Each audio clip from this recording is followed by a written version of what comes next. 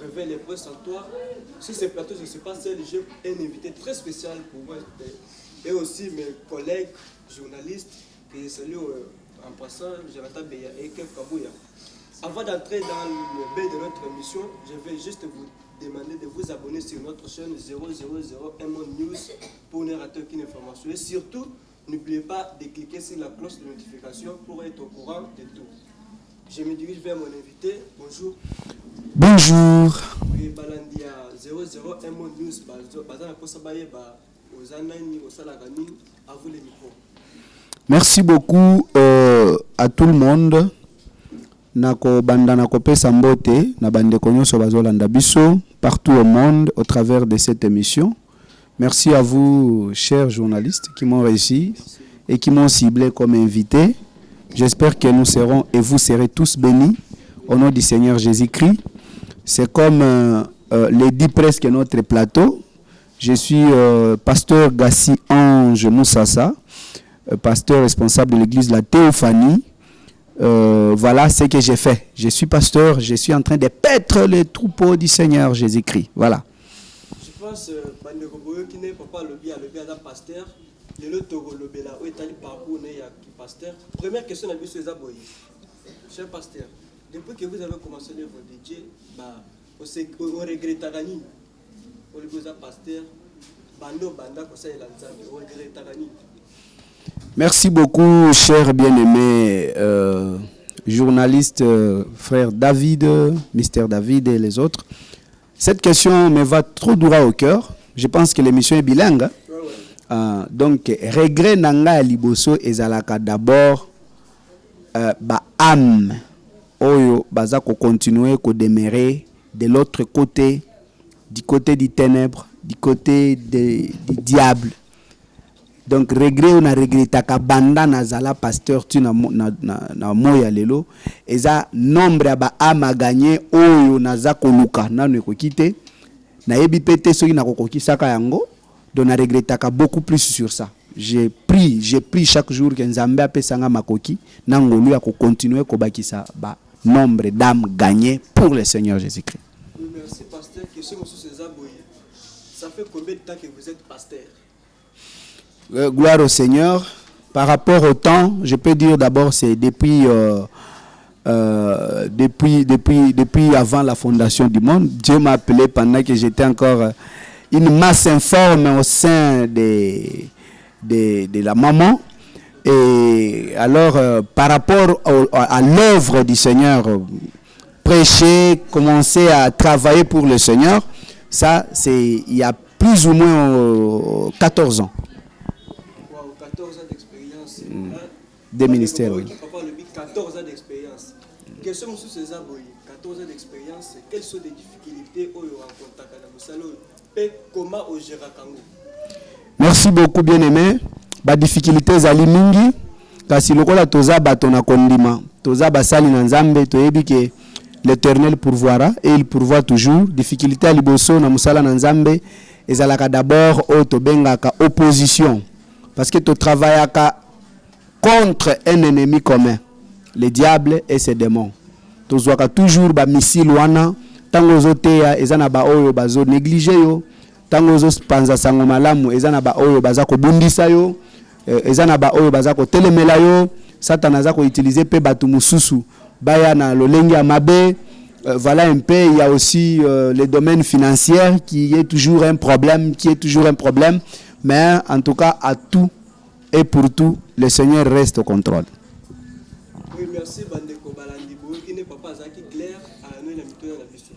Alors, si ce plateau quand on a le bas, je ne suis pas seul là Bandeko na sous journaliste, bazape la mituna ya retourna papa cher Kev Kabouya, à vous les micros. Tu te présentes après Otoni.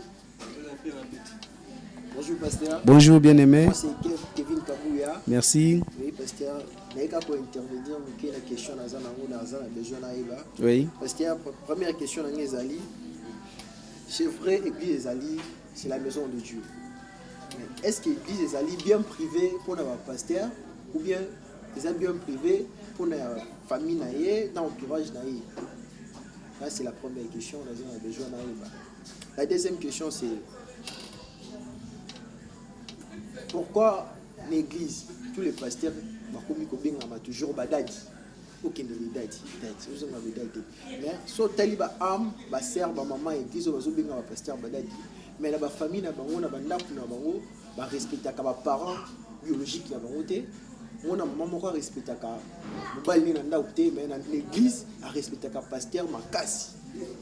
Est-ce que c'est vraiment important ya couper ça pasteur respect makasi qui est parent biologique ou bien qui est mobile aux années na ndaku?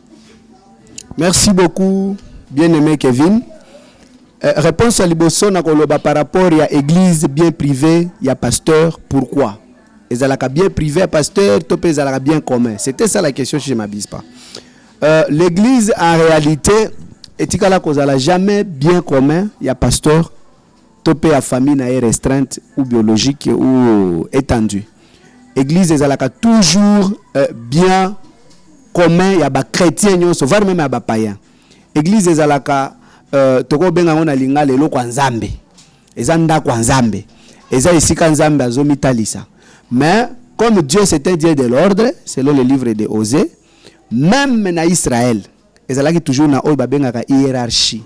Ezalaki toujours na oyo babengaka d'accord benga ngo ordre, soit oyo babengaka organisation quelque part.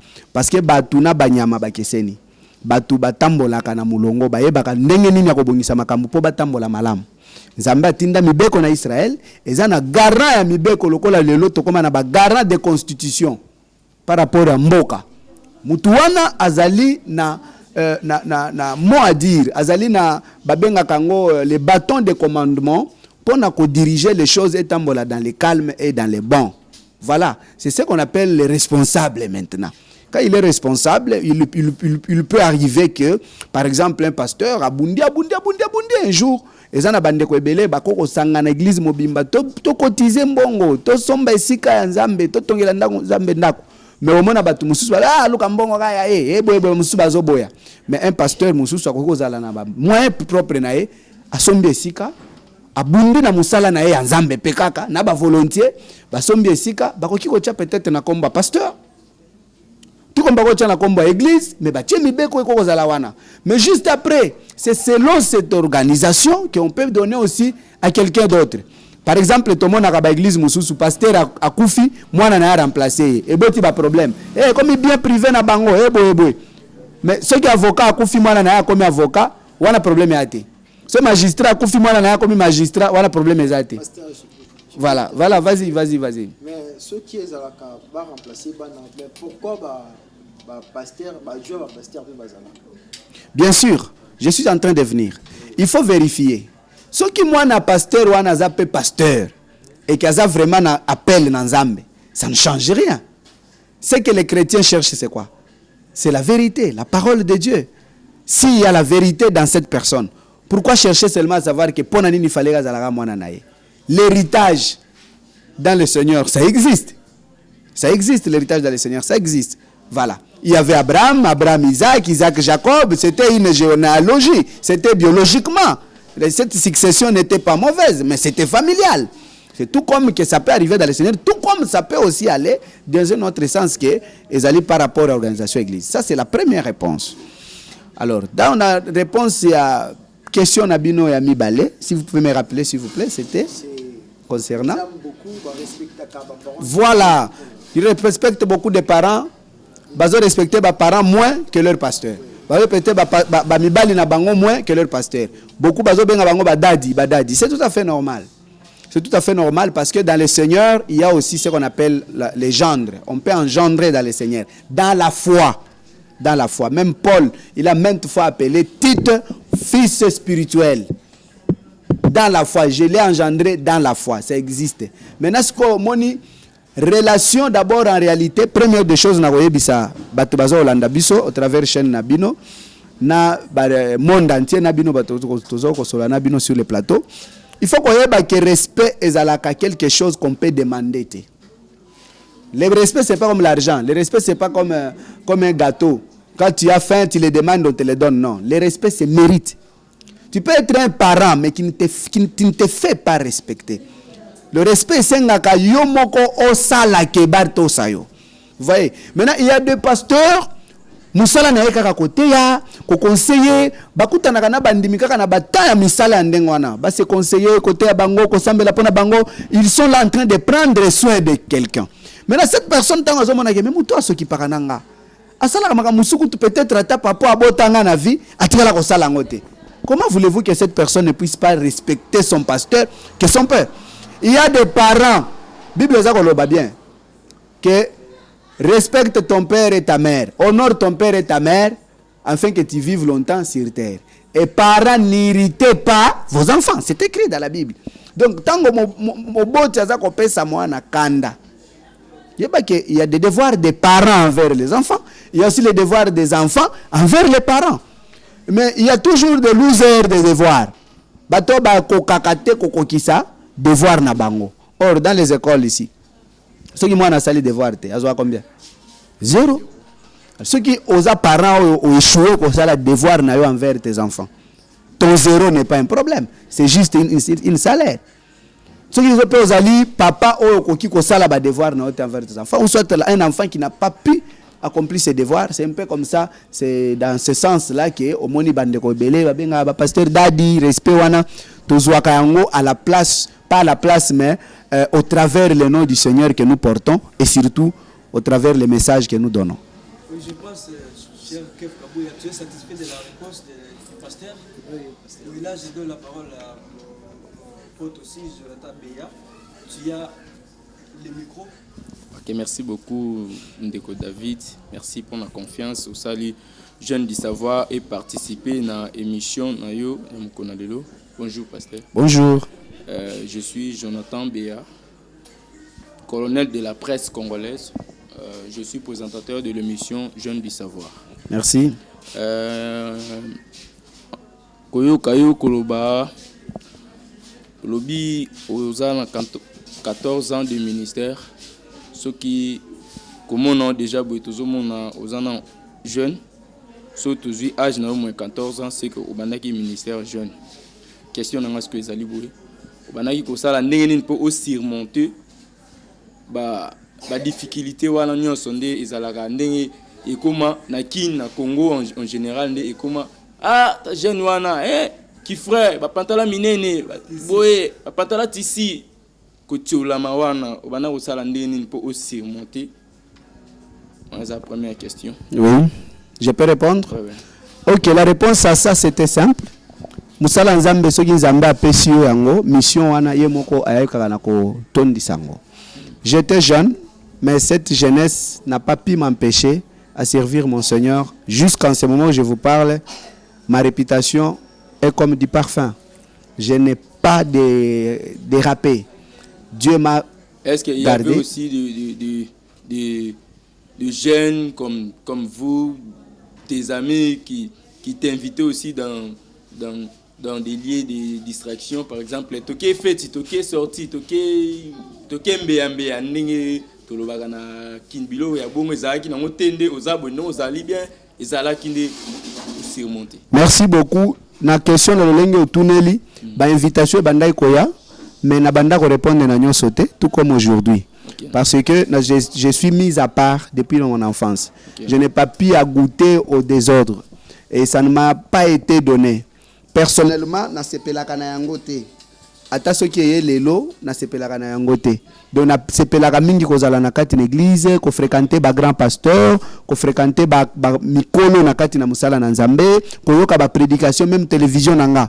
Eza trop évangélique, radio nanga c'est trop évangélique, ba temps libre nanga eza trop évangélique, okutanga na ba concert, okutanga na ba conférence, okutanga voire même na ba université théologique pour continuer à nourrir mon âme parce que c'est pour mon âme d'abord personnelle, mon salut, de deux pour aussi ceux qui croient au Seigneur Jésus. Ok, merci beaucoup, pasteur. Ma deuxième préoccupation était que premier mot na yo ezala ki olobaki souci na yo eza ya ko gagner des âmes. Alors toni to ba nini o sali déjà pour gagner ba âme, toni o lingi o sala pour projet nini o zalango pour gagner plus des âmes qui traînent encore par-ci, par-là, il y a des âmes qui traînent. Oui, bien sûr, merci beaucoup. La Bible nous dit, le Seigneur nous a laissé un seul mot d'ordre. Allez partout au monde et faites de toutes les nations mes disciples. Ok, Cette mot d'ordre, c'est ce qu'on appelle ordre de mission évangélique. très bien. Partout où nous passons, nous sommes mandatés. Et ça peut indéterminé. Dire nango ezate et ko expira kapete. Donc c'est-à-dire que musala liboso toza nango eza ko évangéliser. Tote ya kasango malamu par-ci par-là. Projet na biso toza nango eza na elanga awa tokozala na méga campagne. Libanda tokotala toko cibler ba commune nzambe moko akotinda biso pona ko évangéliser. Mais autre aussi to sale eza mingi parce que ce n'est pas pour rien vous m'avez invité dans votre émission, c'est parce que vous savez déjà que je suis pasteur. Alors ceux qui font aussi de moi pasteur, ce sont les âmes que j'ai déjà gagnées. Tinazo sololana yo awa bazé ebele makasi oyo ba yeba pe goût ya makambo na nzambe au travers de moi et au travers ma prédication et surtout au travers le Seigneur qui m'appelait. Ok, mais vous avez fait 14 ans de ministère, église, Ezaram, qui c'est que Ngouya, ils ont raté, ma foute, ils ont raté. Babi, na limité, na umbele, maman, azawa, na soka, ok, a dindisio, na ninimo, ce qui dal, ce qui n'est so, nombre bandinti, oba lando, nombre ba. C'est que vous l'équipe la bandimi, est-ce que. Pour, et comment les lots, et comment. Ba pasteur ba komata so atebwe batu bakoi na makolo mais pour merci beaucoup. Pour moi je peux répondre d'abord que la grande église et la petite église, il faut chercher à savoir c'est sur quel plan qu'on appelle une grande église et une petite église. Nous avons le plan numérique, nous avons le plan du nombrement, nous avons aussi le plan sur le plan spirituel. Ce qui compte dans le Seigneur, c'est le salut, le nombre des âmes gagnées pour le paradis. La foule, même le diable en a. Le diable a la foule. Et moi, je ne dis pas que mon église sera petite à jamais. Et au moment où je te parle, je n'ai pas la plus petite église de la RDC, ni de Kinshasa. Et je n'ai pas le plus moins nombre de fidèles de Kinshasa ou de Matongé. Donc, mon église n'est ni petit, ni grand, ni moindre, sur tous les plans. Et tout ce que je sais, je marche par rapport au timing de Dieu. On zamba zo bongisa. Tango nzamba ko linga to koma million to koma. So nzamba lobi ke nga musala na nga nyoso na ko gagner kaka 3 âmes. Yango nde ba ko futela ngai pe parce que même Jésus-Christ azana bawo ya gagner kité batikala ki na mokili. Mwana libunga zanga kité. Merci beaucoup, pasteur. Oui, merci, je pense que tu es satisfait de la réponse, pasteur. Très satisfait. Oui, pasteur, pour citer, parce que tu es dans la suite de la question, avant dernière question, dès le début, je vous ai entendu parler de la théophanie. Pourquoi la théophanie? Pourquoi la théophanie? Pourquoi cette dénomination, théophanie? Merci beaucoup. La nomination théophanique vient d'une révélation directe de Dieu. Premièrement, théophanie, ça signifie, c'est un mot grec. Le théos, ça veut dire Dieu, et le phanias, ça veut dire apparition ou rendre visible. C'est-à-dire que Dieu était au commencement, selon le livre de Jean, chapitre 1, versets 1 à 14. Au commencement était la parole était avec Dieu, la parole était Dieu. Il était la lumière du monde, il est venu dans le monde, les ténèbres ne l'a pas supporté. Et la parole était faite chair et habita parmi nous, pleine de grâce. Nous l'avons contemplé, pleine de gloire, la gloire comme la gloire du Fils unique de Dieu.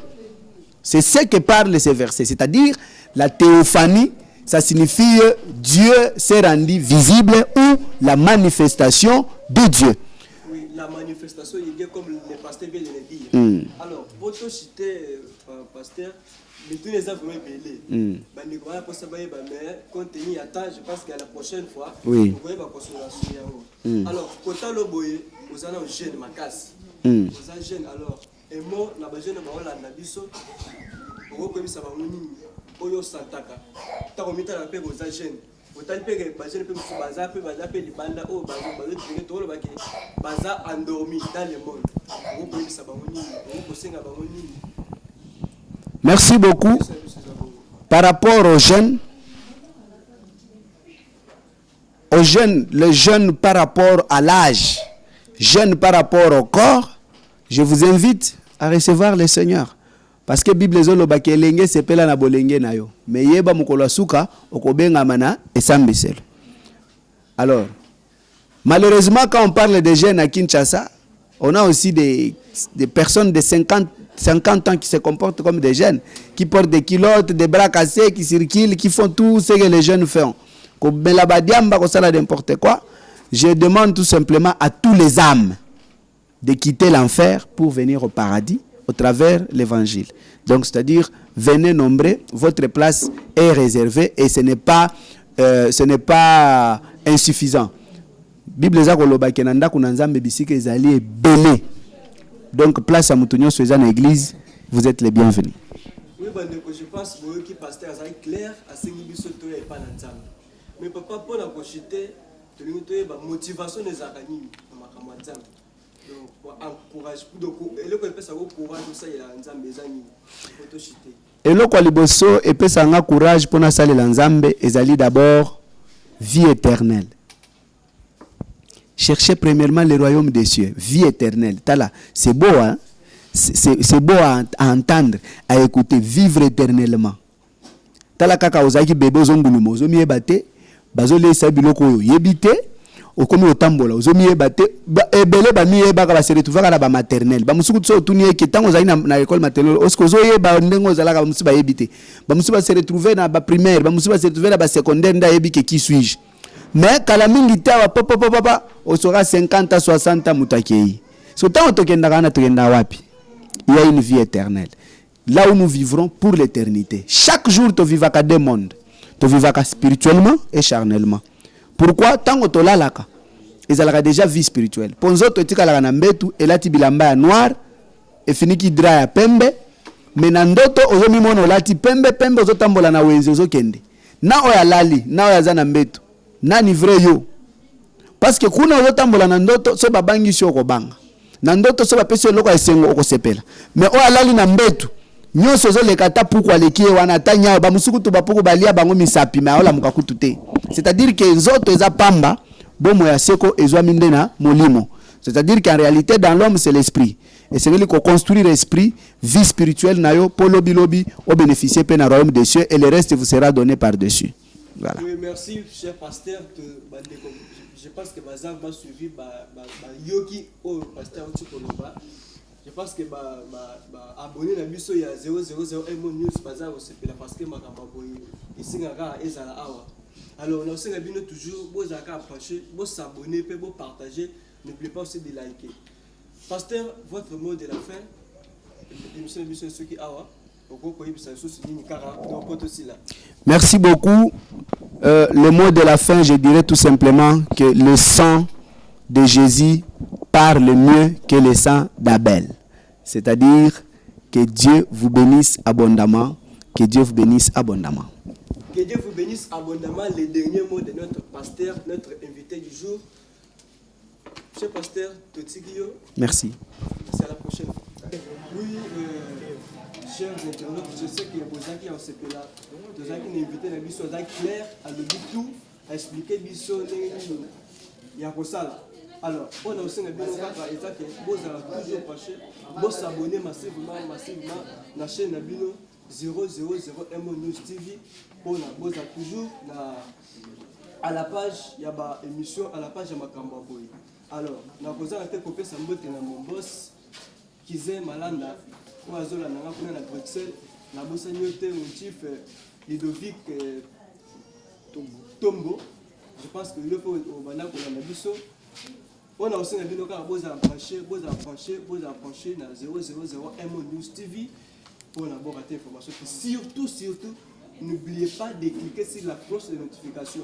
Voilà, nous allons sur le quota, vous êtes toujours au courant. Pour la maille de l'eau, tu caboni awa, tu peux t'animer. Ciao.